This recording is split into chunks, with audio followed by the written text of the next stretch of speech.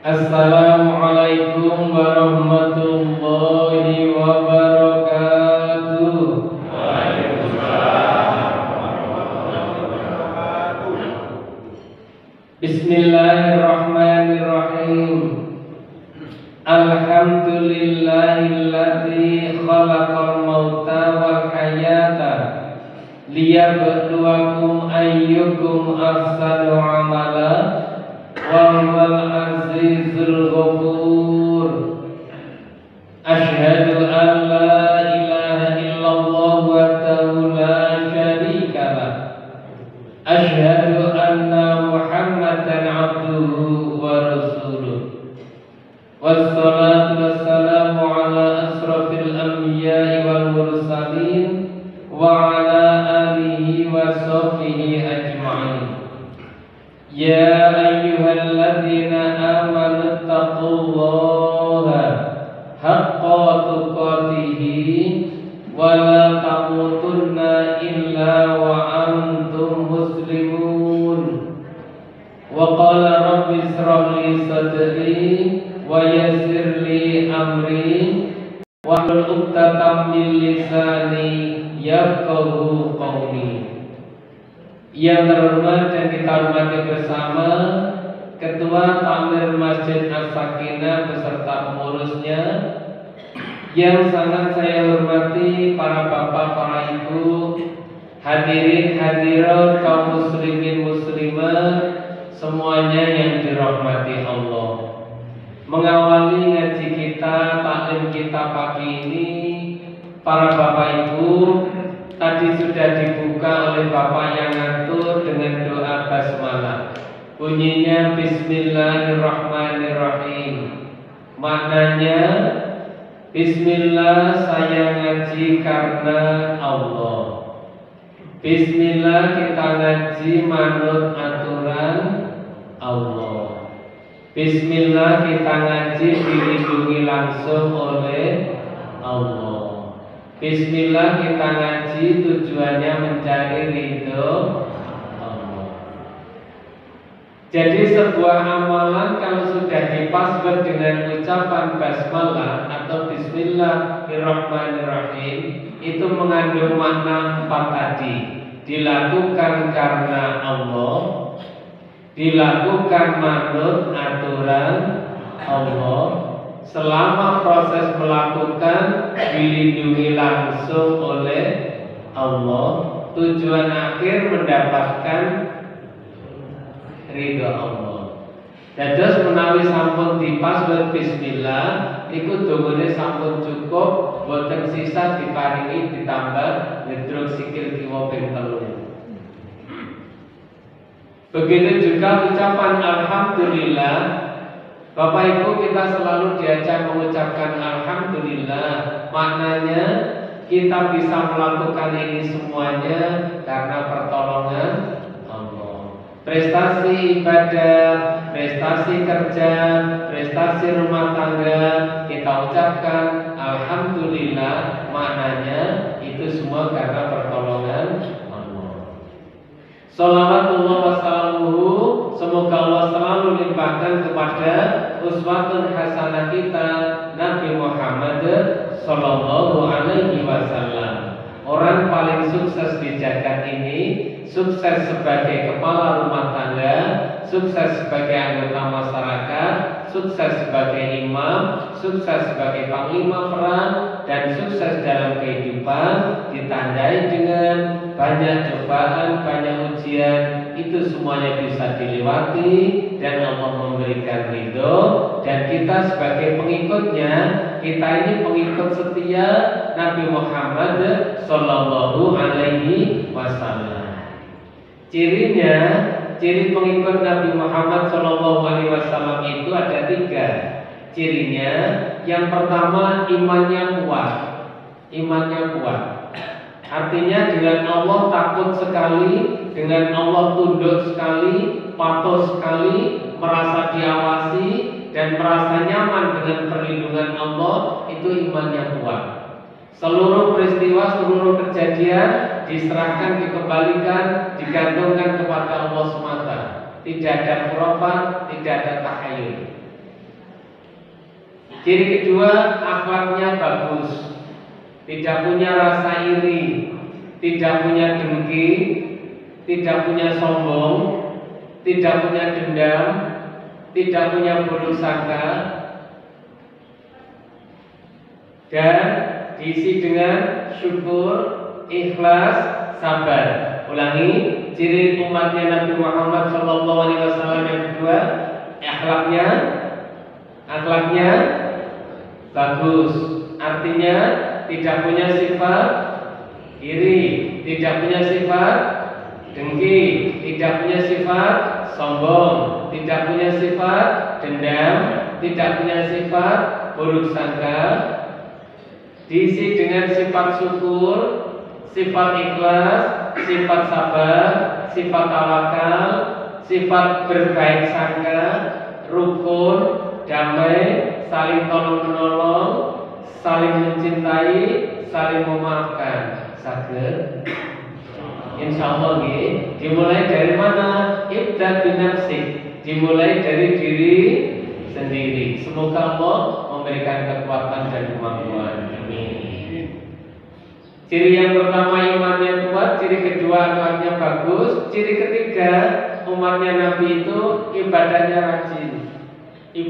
rajin. Sholat maghrib belum adzan sudah pada datang.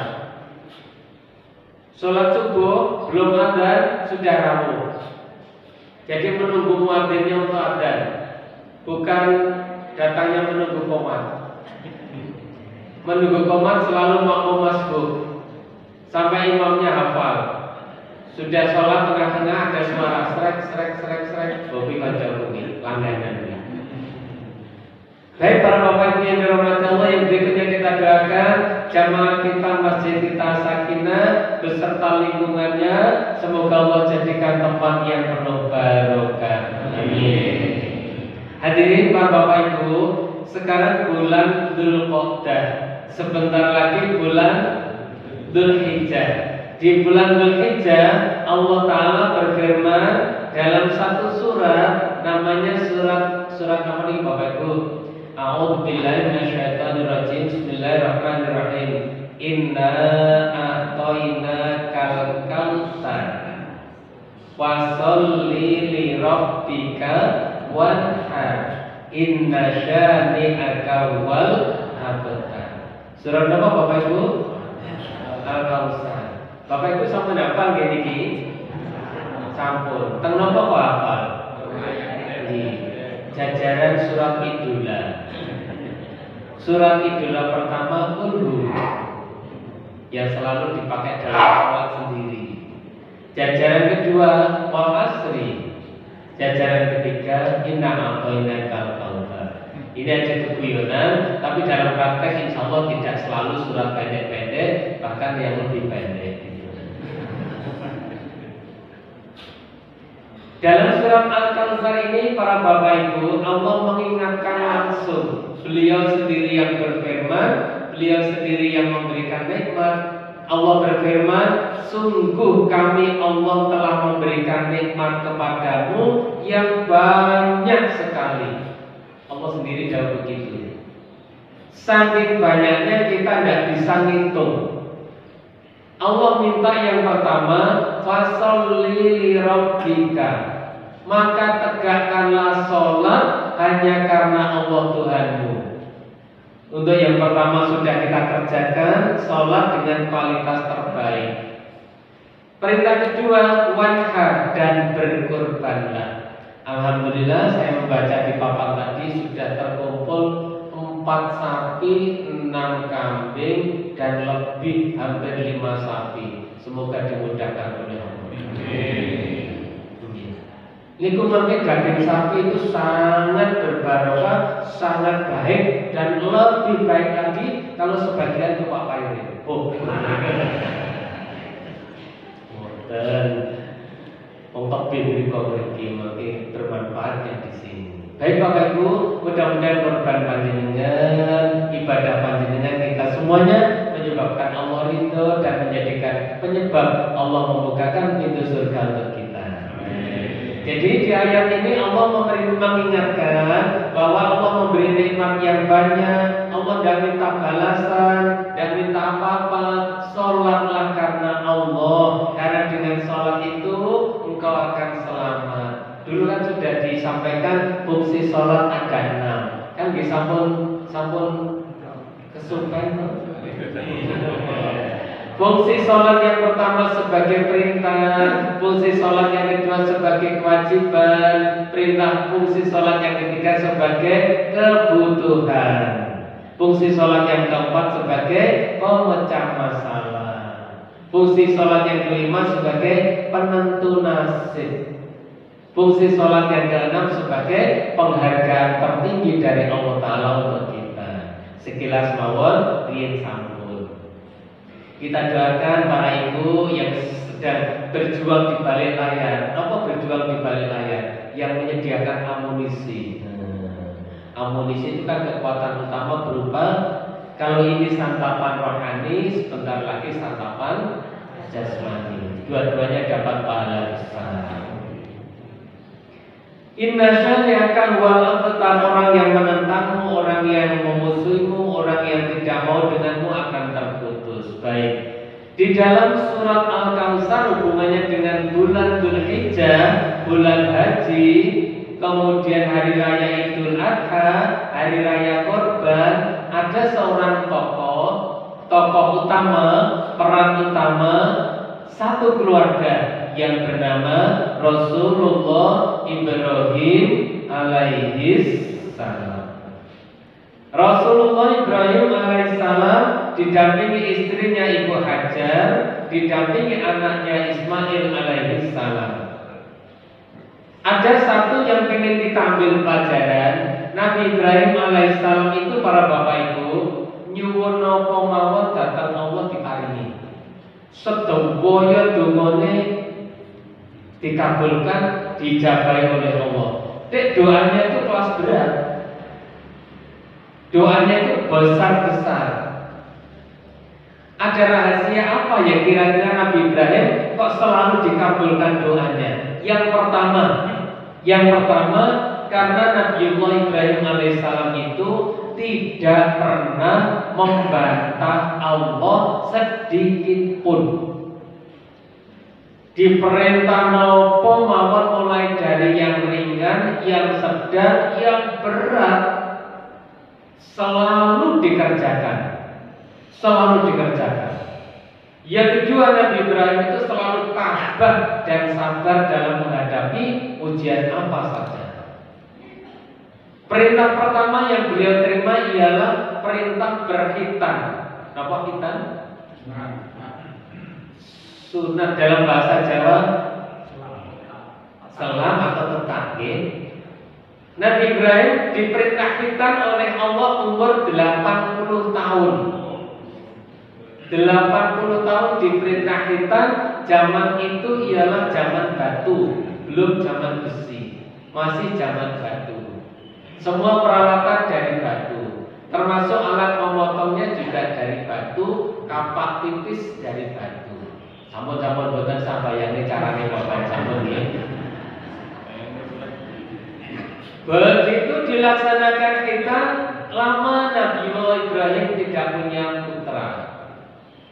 Setelah punya anak yang pertama namanya Ismail alaihissalam, Allah memerintahkan bayi dan istri disuruh meninggalkan di suatu tempat yang telah ditunjuk oleh Allah. Kita seorang suami, istri baru melahirkan, bayinya disuruh meninggalkan di satu tempat yang telah ditunjuk oleh Allah. Ternyata tempat itu gersang, tidak ada tumbuhan, tidak ada tanaman, tidak ada pepohonan atau apa saja, hanya padang pasir. Disuruh meninggalkan di situ. Begitu mau perpisahan, diletakkan di situ, Ibu Hajar berteriak, "Wahai suamiku, sampean koyo tega arep ninggani aku ning kene wong loro tok, tanpa tetangga, tanpa ayub-ayub." Nggak jawab, terus berjalan. Panggil lagi, "Wahai suamiku, sampean tega tenan ta ninggani aku itu terjadi perang batin. Terus berjalan, makin jauh dipanggil lagi, Mas, suamiku, sampai ngelakoni koyo niki apa ya pancen perintah Allah.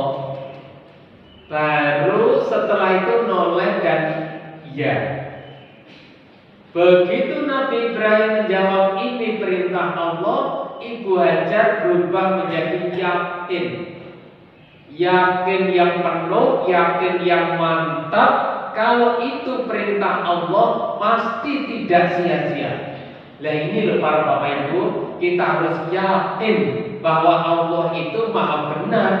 Dawuhnya Allah maha benar, janji Allah maha benar, semua ketentuan Allah maha benar. Begitu dijawab, ya ini perintah Allah dengan isyarat, Ibu Hajar mantap, yakin Allah tidak akan sia-siakan, Allah tidak akan celakakan kami. Sudah, Nabi Ibrahim terus berjalan. Di satu tempat beliau berhenti, terus berdoa. Doanya ada di dalam surat Ibrahim ayat 37. Ulangi, Al-Quran surat Ibrahim ayat 37. Surat Ibrahim itu surat ke kesekian. Keberapa kan? Surat ke-14. Nah, yang sudah hafal surat ke-14. Kalau belum hafal, ya dicari.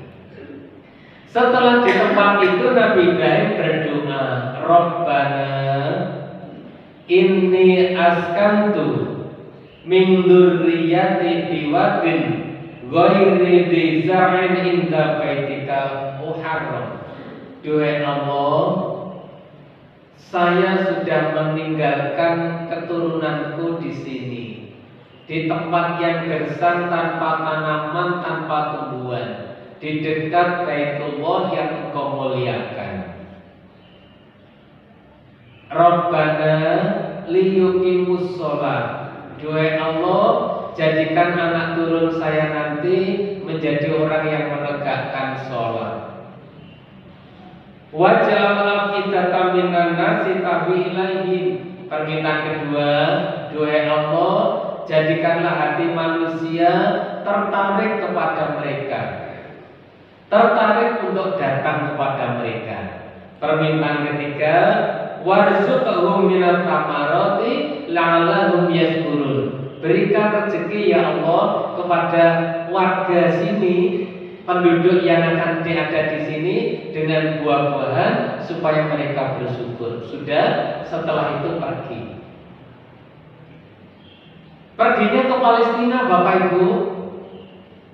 Ibu Hajar ditinggalkan di Mekah, masih pada pasir. Insya Allah begitu.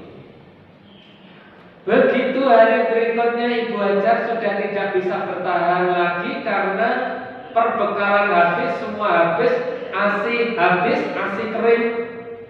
Akhirnya bayi yang masih kecil tadi lapar, haus, akhirnya nangis yang luar biasa.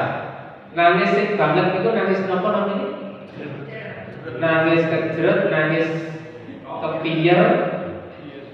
Nggih, terus pokoknya nangis pol. Seorang ibu nalurinya ditangisi oleh anaknya bingung. Yang terpikir hanyalah air. Bapak Ibu menawi melampah pengaspalan siang hari, kan kados wonten air mengalir. Ibu Hajar melihat padang pasir siang hari seperti ada air, lari ke sana. Kira-kira lari itu lari cepat napa lari sambil bersiul-siul? Lari cepat, cara Jawa ini lari cepat niku lari melayu. Jadi ini bisa bener itu melayu sifat gembul. Cukup bahasa itu nek melayu kencang, melayu sifat gembul. Lari sampai bukit sana tidak menemukan air, tapi hanya padang pasir. Memandang sana ada air sepertinya, lari ke sana tidak menemukan. Memandang ke sana, lari lagi dengan penuh emosional, penuh harap, tidak mendapatkan air. Lari ke sana kemari sampai 7 kali. Sampai 7 kali. Dalam keadaan panik sekali, kembali ke putranya. Nah, ternyata setelah mendekati putranya, baru di situ dilihat ada sesuatu yang basah. Sesuatu yang basah. Antara percaya dan tidak percaya. Maka tangannya bergerak-gerak membuat lubangan sambil berteriak zoom zoom zoom zoom zoom, itu maksudnya kumpul begitu, dibuatkan tempat, maka keluar ada airnya di situ. Setelah melihat air itu, mengamati antara percaya dan tidak, air itu langsung dicobakan untuk dirinya sendiri, diminum, aman. Diminumkan putranya, aman. Akhirnya dua-duanya kenyang, segar, dan air makin menggenang, makin terkumpul. Bapak Ibu, makhluk Allah yang paling tajam penciumannya terhadap air adalah burung. Sehingga burung dari arah selatan terbang hingga di situ, dari arah mana terbang hingga di situ. Dan para kafilah-kafilah yang berjalan di padang pasir niteni, napa niteni ini? Niteni, nengeri, nandai kemana burung pergi terbang, berarti di sana ada air. Maka diikutilah. Ketemu air, maka satu rombongan kafilah menetap di situ. Satu rombongan lagi menetap di situ, satu rombongan lagi menetap di situ. Lama-lama menjadi perkampungan yang ramai. Waktu terus berjalan, akhirnya kota itu berkembang sampai sekarang namanya kota Mekah Al-Mukarramah. Sehingga doa Nabi Ibrahim yang 3 tadi, ya Allah, saya telah meninggalkan anak cucu saya di sini. Yang pertama, jadikanlah mereka orang yang menegakkan sholat, dikabulkan. Yang kedua, jadikanlah manusia tertarik hatinya dengan mereka, dikabulkan. Karena seluruh dunia hati manusia tertarik untuk pergi ke Mekah untuk haji dan umroh. Yang ketiga, berikanlah ya Allah rezeki dari buah-buahan. Betul, di sana full buah-buahan. Ajaibnya, di sana ada buahnya, tidak ada batangnya. Omong digawa sak ini kesulitan. Buah nopo mawon tengrika wonten, dan penduduknya betul-betul makmur. Dan menurut keterangan bahwa kota Mekah itu menjadi pasak bumi. Bumi menjadi stabil itu karena di sana ada orang tawaf yang terus berputar itu, dan selama orang tawaf itu menurut ahli antariksa itu selalu memancarkan cahaya putih yang terang benderang sampai keluar angkasa sana. Maka bumi menjadi stabil. Itulah doa Nabi Ibrahim alaihissalam dikabulkan dalam skop yang sangat besar. Dan masih banyak doa-doa beliau. Waktu berjalan terus sampailah tahun ke-7, Bapak Ibu. Tahun ke-7, 7 tahun Nabi Ibrahim alaihissalam kangen dengan putranya, dicari, ketemulah putranya. Belum sampai semalam ketemu, turun perintah suruh menyembelih putranya. Coba. Maka ketika itu apa enggak terjadi perang batin? Iya. Perang batin yang berat ditambah dengan bisikan setan yang terus. Setan membisikkan, wahai Ibrahim, apa kamu sudah gila kok mau menyembelih anakmu? Ismail dibisiki, wahai Ismail, bapakmu apa sudah tidak waras kok mau menyembelih anaknya? Berbagai bisikan itu bisa bermakna, bisikan setan juga bisa bermakna perang batin sebagai naluri atau hati nurani seorang ayah. Maka untuk menghancurkan perang batin itu, beliau lempari dengan batu sebanyak 7 kali sampai sekarang diabadikan menjadi melontar jumroh. Dan para bapak ibu yang dirahmati Allah, berat seperti itu, maka Nabi Ibrahim mengajak dialog anaknya. Nah, mengajak dialog itu ada di dalam surat As-Saffat. Surat As-Saffat ayat 102 itu, falamma balagha ma'asaya qala ya bunayya inni ara fil manami anni adbahuka fanzur madza tara. Ketika sudah mencapai dewasa balik sekitar 7 tahun, maka Nabi Ibrahim memanggil anaknya, ya bunaya, ger, cabagus, nah anakku sayang, saya bermimpi diperintah oleh Allah untuk menyembelihmu. Fanzur madza tara. Cara sakit ngoten, menurut sampean piye nak? Bagaimana pendapatmu? Di luar dugaan jawabannya, qala ya abatif al-matumaru satajiduni insyaallah minas sabirin. Wahai bapakku, jenengan lampahi perintah Allah, pun jenengan lampahi. Insyaallah jenengan nanti akan menjumpai kula termasuk lare sing sabar. Jobi. Mantan-mantan pamit dengan Ibu Hajar, Ismail mau saya ajak pergi. Berikanlah pakaian yang bagus, dibawa sampai ke bukit. Sampai di bukit sana lagi dijak dialog lagi. Ya bunaya, ini ara fil manami pinggir. Menurut pendapatnya sampai piye? Ya fatik al-matut marusata jiduni insyaallah minas sabirin. Sampun toh Bapak, jenengan lampahi pun kula mangke sabar-sabar insyaallah. Ya, setelah dibaringkan mau disembelih, kalau dalam catatan itu ada yang menjelaskan anaknya berpesan, Bapak neten nggih, mangke Bapak meragat kula penyembelih kula, agemane Bapak gamis niku jenengan sing-singke di sing-singke kersane mangke mboten kecipratan darah kula. Maka nek ketinggal enten darah, kula patos ibu kula mangke sedih.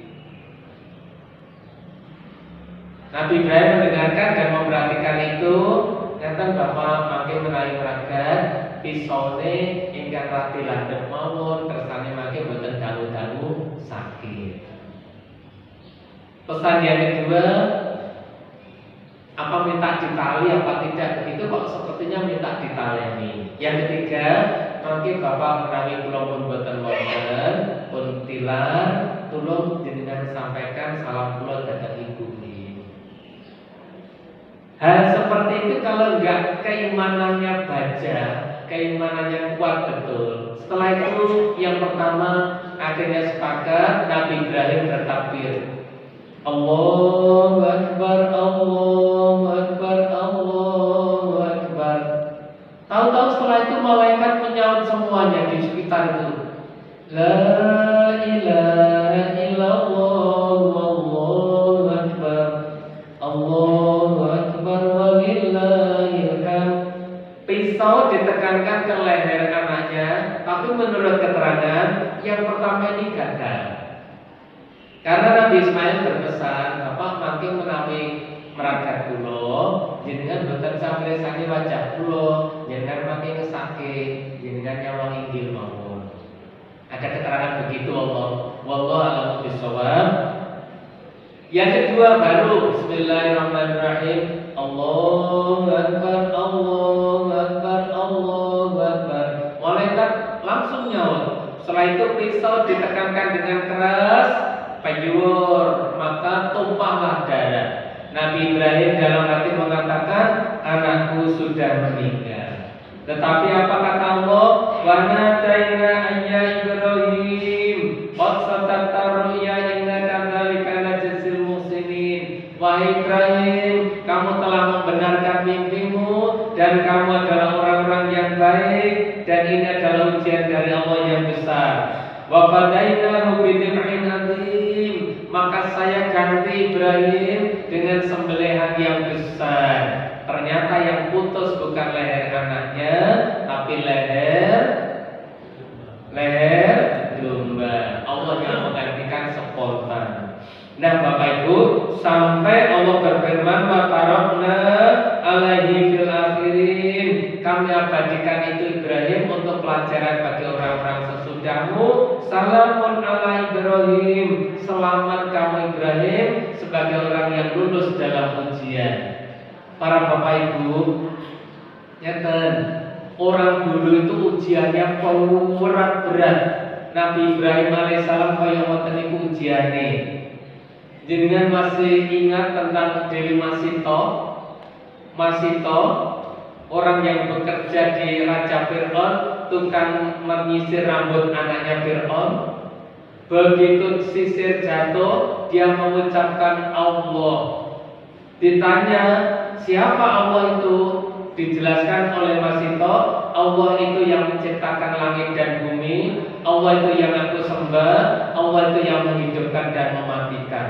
Anaknya protes, bukankah Tuhan itu ya Bapakku? Maka dilaporkan kepada orang tuanya, kepada Fir'aun, Masito harus membayar mahal. Masito dan keluarganya dihukum di dalam minyak yang mendidih. Yang pertama suaminya dimasukkan, kayak digoreng, tulangnya melesat begitu. Disusul oleh anak pertama, disusul anak kedua, anak ketiga itu masih kecil, saking takutnya sampai memegangi atau gondelan rambut ibunya sampai rambutnya itu brondol. Akhirnya anaknya juga dimasukkan dan terakhir dirinya sendiri. Begitu beratnya hanya mempertahankan lafaz la ilaha illallah. Untuk itu Bapak Ibu yang dirahmati Allah, kita memohon kepada Allah Ta'ala dengan doa surat Al-Baqarah ayat terakhir, Rabbana la tu'akhidna, dan seterusnya. Intinya ya Allah ya Rabb, janganlah Engkau beri kami ujian yang berat-berat. Jangan Engkau bebani kami ujian-ujian yang kami tidak sanggup memikulnya. Ngaten setuju Bapak Ibu nggih? Diuji ya Allah, tapi pun takut misalnya diuji dengan keparut waktu marut telepon, terus kepiris, terus kecoprori. Setuju nggih?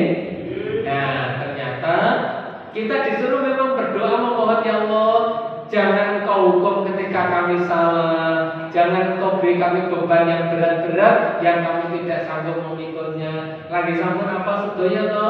Rabbana la tu'akhidna. Nek apale sampun, lek ngamali dereng. Gue diamali terus, ya Allah jangan Engkau hukum kami, ampuni kami, belas kasihanilah kami. Bapak Ibu, niki mungkin ceritanya Nabi Ibrahim radhiyallahu sampai simpulannya di dalam surat An-Nahl. Nah, simpulannya di dalam surat An-Nahl, di situ Nabi Ibrahim sukses punya sifat 3. Satu, qanitalillah, yaitu selalu taat takwa kepada Allah. Dan yang kedua, selalu hanif. Hanif itu lurus dalam kebenaran. Dan yang ketiga, syakirin, selalu mensyukuri nikmat Allah dalam berdoa apapun. Bapak Ibu, kita waktunya berbagi apa terus berbagi nih?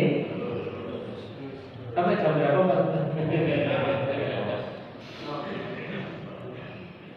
Iya kan. Baik Bapak Ibu yang dirahmati Allah, di dalam surat An-Nahl itu Allah berfirman yang memberikan prototipe atau figur seorang tokoh yang nama Ibrahim itu ialah Inna Ibrahima kana ummatan qanitalillah. Sesungguhnya Ibrahim itu orang yang qanitalillah, dengan Allah taat, dengan Allah patuh, dengan Allah tunduk, baik di tempat sepi maupun di tempat ramai, merasa terawasi oleh Allah. Ini yang mau Allah transfer ke kita semuanya itu ini. Maka mari kita tanamkan diri kita selalu takut kepada Allah. Yang kedua, hanif, lurus dalam kebenaran dan berterus terang dalam kebenaran. Yang ketiga, syakirin, selalu mensyukuri nikmat Allah. Bapak Ibu, sebelum diakhiri, saya ingin berdoa untuk kita semuanya. Bismillahirrahmanirrahim. Alhamdulillahirabbil alamin. Allahumma shalli ala Muhammad wa ala ali Muhammad. Hamdan syakirin, hamdan na'imin, hamdan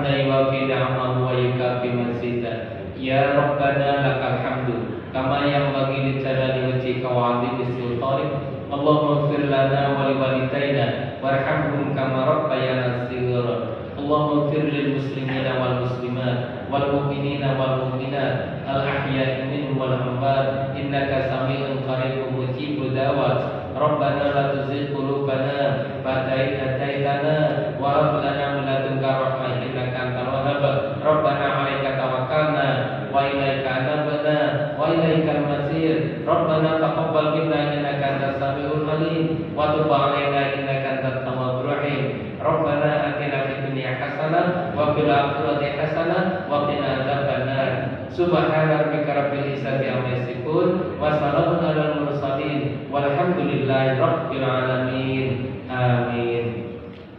Hadirin para rawuh, bapak-bapak, ibu-ibu kang kula hormati, mbok menawi kalau mau wonten atur kula ingkang kirang sae, kula nyuwun atuning pangapunten. Matur suwun, nasrullah wa fathul qarib. Assalamualaikum warahmatullahi wabarakatuh.